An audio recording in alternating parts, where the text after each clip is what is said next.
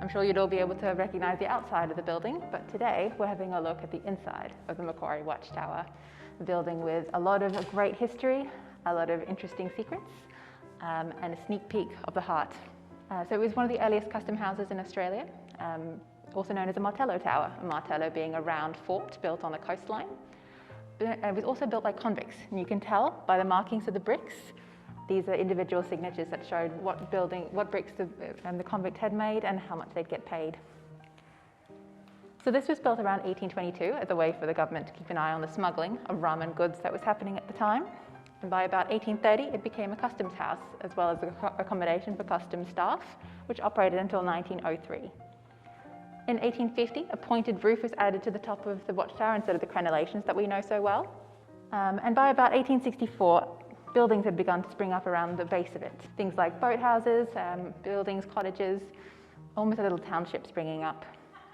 In 1868, the top floor was dedicated to a schoolroom by the wife of the superintendent at the time. By 1880, it had become the Botany Heads Public School, which now operates as the La Perouse Public School, just along Bunnerong Road.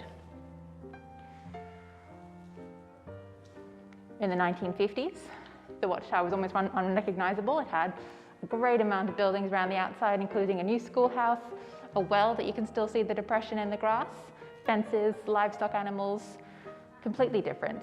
And if you visit us at the Perouse Museum before the end of November, you'll see images taken by Max Dupay, the great Australian photographer, that show La Perouse as it was. Unfortunately, only a few years later, a fire swept through in 1957, burning down all the outhouses and leaving just the sandstone shell. It also unfortunately took the life of the caretaker's wife, who was there at the time. But the building was restored in about 1961 and taken over by the Monuments Trust in 1964. When Randwick City Council took over in 2017, we turned it into a micro venue for our concerts. We're looking forward to opening up again and welcoming everyone inside. See you then.